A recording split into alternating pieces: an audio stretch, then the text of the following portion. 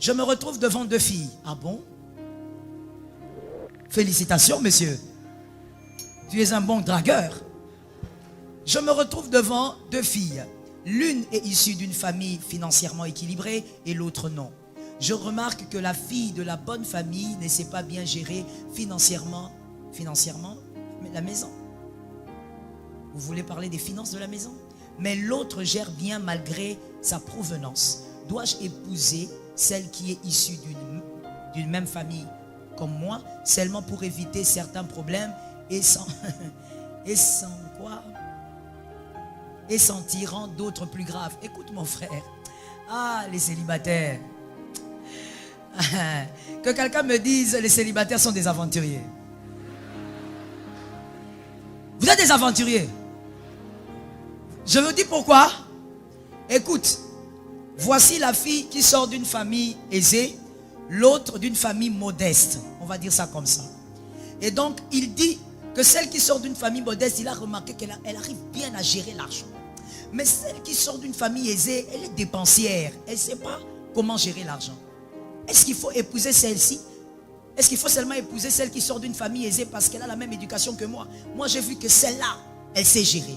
Mon frère, la qualité que tu vois ici, tu as vu la qualité, mais tu n'as pas vu les défauts. Ici aussi, tu as vu un défaut, mais tu n'as pas vu des qualités. On ne choisit pas comme ça. Est-ce que quelqu'un m'entend? On ne choisit jamais par comparaison. Mon frère, tu as 2 copines? Parce que là, tu as mis seulement ça au propre. Hein? En réalité, on dirait que tu as 2 copines. Tu es dans le péché. Je dis, on ne choisit jamais un homme ou une femme en comparaison d'eux. Tu feras forcément un mauvais choix. Voilà pourquoi on ne choisit pas aussi une fille ou un garçon quand on sort fraîchement d'une déception amoureuse. Parce que tu auras tendance à choisir le contraire de ce qui t'a déçu. Et tu vas faire un mauvais choix. C'est comme ça que vous voyez les filles quand elles sortent de déception amoureuse. Elle était avec un gars qui mesurait 1,70 m. Elle va chercher maintenant 2 mètres. On pense que si on prend le contraire, c'est que c'est bon. Non, mon frère. Ne choisis jamais en comparaison. Choisis par rapport à tes critères et par rapport à ce que Dieu t'a dit. Est-ce que quelqu'un m'entend? Et n'oublie jamais que peu importe les qualités que tu trouveras chez la fille que tu veux épouser dans l'intercession, peu importe les qualités, elle a aussi des défauts. J'ai l'habitude de dire, vous n'épousez pas l'ange Gabriel. Vous épouserez, même si tu dis cet homme-là, maman, il m'aime, cet homme, il a des qualités. Oui, il a des qualités parce que tu veux voir les qualités. Parce que quand tu commences à voir les qualités, en réalité, tu fermes tes yeux vers, très bien, vers les défauts. N'oublie pas que la personne que tu choisiras là, avec ses bons côtés, elle a aussi ses défauts. Tu as aussi tes défauts. Alors qu'est-ce qu'on fait? On entre ensemble, des personnes imparfaites, et on essaye de... On essaye de... Non, on essaye de... On essaye de quoi? Pas s'entraider, maman. On essaye de...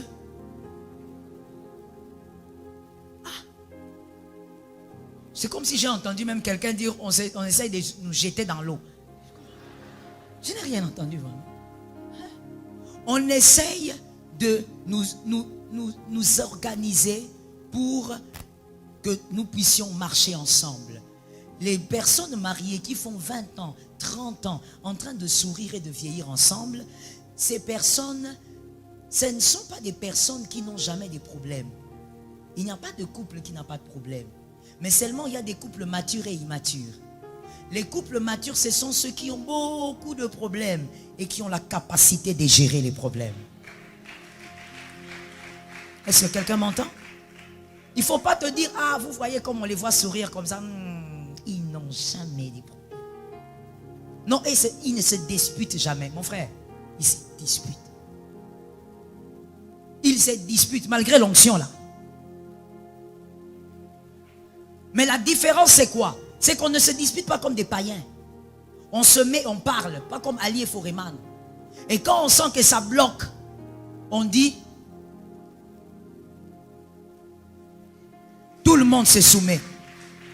Tout le monde se soumet.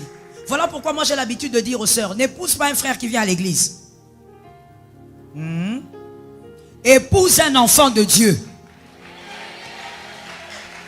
Ça tombe sur les sœurs qui sont là. Recevez ça. C'est la même chose avec les frères. Oh non, la sœur là, je la vois, elle a une jupe qui descend comme ça, comme Marie de Magdala. On n'épouse pas une sœur qui vient à l'église. On n'épouse pas une choriste.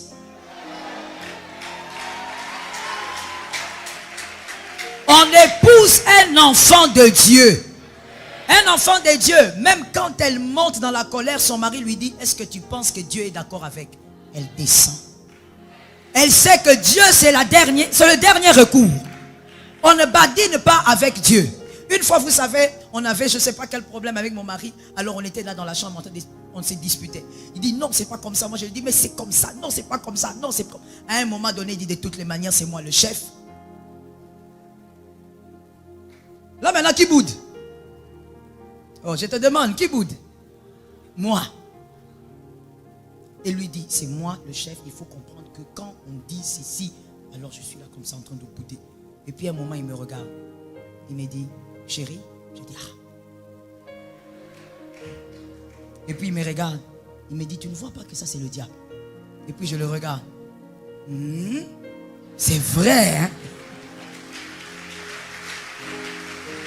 Frère, ça n'a pas pris même 2 secondes pour dire, ah non, laisse-moi là-bas. Non, non, non, non. Quand il m'a dit seulement, tu ne vois pas que ça c'est le diable. Moi-même, j'ai fait les calculs. J'ai dit, c'est le diable. Et puis il m'a regardé, il m'a dit, viens, on prie. J'ai dit, on prie. Robobo chokoya rabababa. Épouse un enfant de Dieu. Il ne faut pas dire, non, je vais épouser la sœur là. C'est la protocole particulière. La protocole personnelle privée de maman blanche. Épouse un enfant de Dieu. Il a été brisé par la parole de Dieu. Même quand il monte, quand il entend la voix de l'esprit, il descend. Que Jésus nous aide.